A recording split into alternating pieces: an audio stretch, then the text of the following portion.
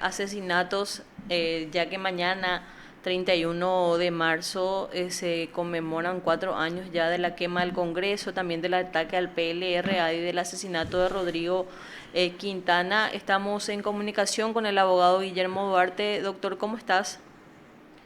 Hola Perla, hola Raúl, un saludo para ustedes y para la audiencia. ¿Qué tal, doctor? ¿Cómo está? Doctor, queríamos saber si finalmente, dentro de la causa que investiga la muerte de Rodrigo Quintana, definitivamente usted ya no tiene intervención, o cómo quedó esa situación. Bueno, la jueza Hilda Vallejos fue la que tramitó de nuevamente una excepción que ya no podía ser tramitada porque ya había sido resuelta y rechazada.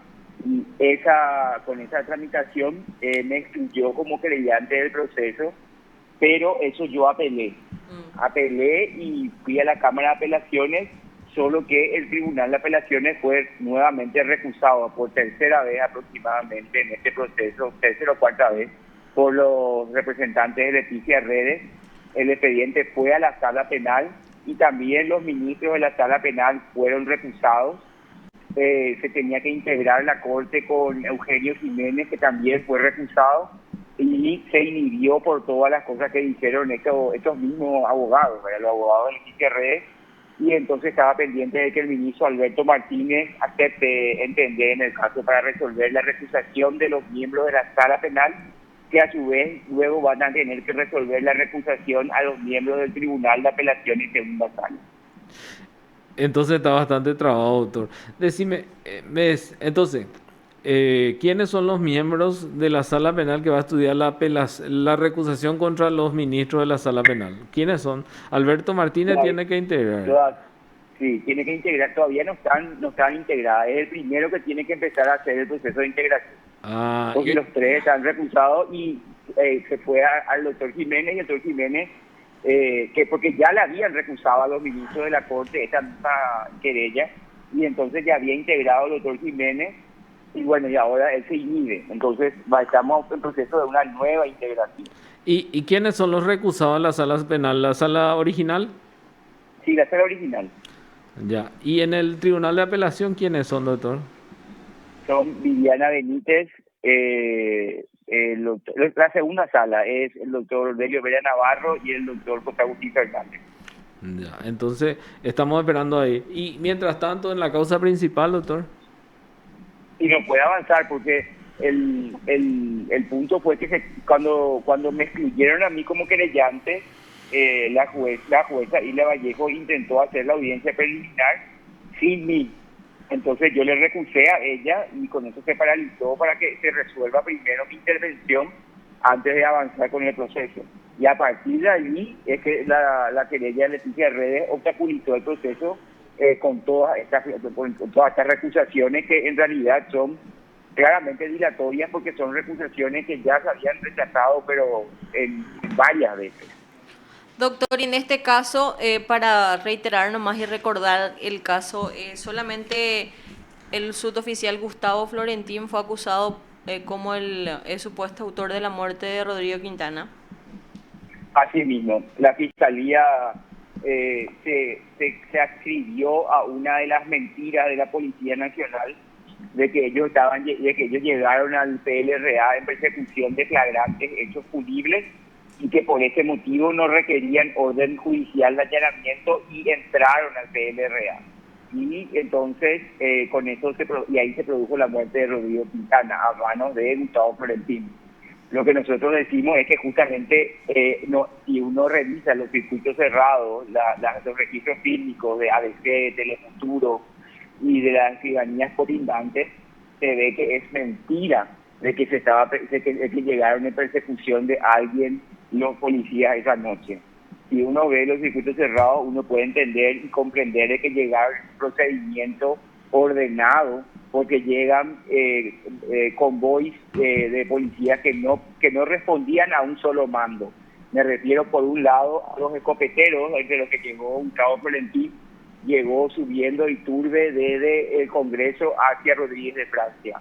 Y, sin embargo, bajando desde Rodríguez de Francia en la calle Iturbe hacia el Congreso, llegó un convoy que era el convoy de Paredes Palma, que forma parte del Grupo Policial de Investigación de Delitos, que no responde a la misma cabeza que respondían Gustavo Florentín y demás. Y en consecuencia, si los convoys que dependen de diferentes cabezas en la Policía Nacional, hay que saber a su vez estas cabezas por qué ordenaron este procedimiento sincronizado de llegada al PLRA. Y bueno, y ahí es donde surge la necesidad de investigar los cruces de llamadas para saber con quiénes habló Crípulo Sotelo y los minutos y segundos que nos permitan reconstruir la cadena de instrucción o de mando de esa noche. Doctor, recuerdo yo que cuando se habían pedido los, ¿cómo se llama?, registros telefónicos de estas personas, ya había pasado o pasó el plazo que ellos guardan. ¿Finalmente se pudo conseguir eso o no? Sí, pudimos conseguir, porque hicimos un proceso, o sea, en realidad pasó el plazo de 6 meses que ellos guardan los registros, pero es que desde el sistema de fácil acceso, te voy a decir.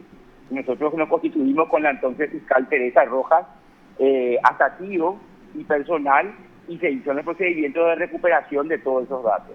Por eso es que yo siempre digo, este es un caso que más tarde o más temprano, si se hacen las preguntas correctas, se va a poder resolver, porque la información ya está.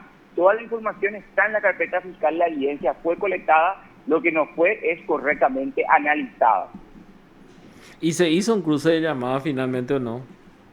No, y eso es lo que te explico. La fiscalía concluyó de que no era necesario buscar quién dio la orden, porque la policía supuestamente llegó en flagrante persecución de un hecho punible y en consecuencia no necesitaban orden ni judicial, ni tuvo que existir orden de nadie, porque ellos estaban persiguiendo a los delincuentes, entre comillas. Y eso es falso, porque el Congreso se terminó de quemar, qué sé yo, a las 9 de la noche, y además uno puede ver en los circuitos cerrados de que frente al PLRA había una calma absoluta, media hora, 1 hora antes incluso de que se produzca el atraco. Ya, y en este caso, doctor, ¿quiénes están más con Florentín? Con respecto a los demás, hay todo pedido de sobreseimiento definitivo, ¿verdad? Así mismo, hay pedido de sobreseimiento definitivo y hay una acusación más respecto a Guido Amarilla, pero que es por un hecho punible ocurrido en el baño del PLRA de coacción, ¿verdad? Que en realidad ese también es un problema del análisis del caso. El Ministerio Público cercenó los hechos y separó por lugares y ¿cómo se llama?, por personas, como si fuese de que el hecho haya ocurrido en diferentes lugares y en diferentes horarios. Así, por ejemplo, se tiene ya el policía que disparó, o sea, 3 policías entraron al PLRA concomitantemente. Uno fue Gustavo Florentín, que disparó a Rodrigo Quintana. Otro, que no me acuerdo del nombre, creo que es González, disparó hacia una mujer a la que le hizo volar parte de la oreja. Y ella fue condenado en otro juicio. Eso fue consecuencia de que la Fiscalía separó la causa en una respecto a la víctima que recibió el balazo en la oreja, otro respecto a Rodrigo Quintana, y atrás, ¿cómo se llama? O sea, y ahí toda esa división de Paredes Palma y de Guido Amarilla y demás, yo pude evitar que se produzca, porque todas las veces que intentaron separar la causa, yo me opuse y el juez Corbeta me salió a favor. Pude mantener la mayor parte de los policías en el mismo caso penal. Pero ese otro que entró y que hizo la misma conducta que Gustavo Florentín, y que solamente por el azar no causó la muerte de otro ser humano vivo, estuvo en un juicio aparte, que ya llegó a juicio y que le condenaron. ¿Ese no es Jorge Francisco Ramírez Bogarín, doctor? Sí, creo que sí, ese es. Porque ese fallo se anuló la condena y se tiene que hacer un reenvío ahí. Un reenvío, sí, porque por el cálculo del monto de la pena. Pero finalmente lo grave es que hubo un juicio separado, él, como si fuera que él solo se fue al PLRA y le disparó en la cabeza a una mujer. Y ese relato histórico es incorrecto. Él llegó en convoy y con todos los otros policías, y por orden de alguien llegaron ahí. Entonces, eso es lo que hay que comprender de cómo este caso, desde el inicio, la Fiscalía intentó encubrir y dejar imposibilitado de descubrir la verdad. Doctor, muchísimas gracias por este contacto. Cuando gusten, a las órdenes. Lo escuchaste aquí en PDS. Mañana se recuerda 4 años de aquel